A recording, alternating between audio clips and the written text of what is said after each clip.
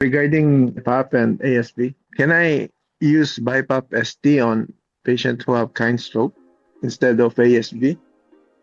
You can, in theory, since they have central, you can put a backup rate and try to eliminate the Cheyne-Stokes. However, because of the disease itself, the patient will not respond positively.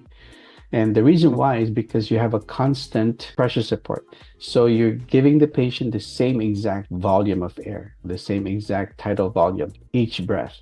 In Cheyne-Stokes respiration, the way it occurs is there's a crescendo and a decrescendo pattern.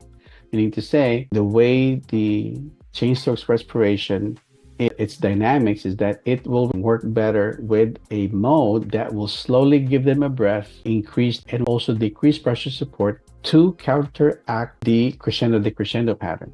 Okay, if you give them a constant tidal volume, you will only exacerbate the central apneas. Okay.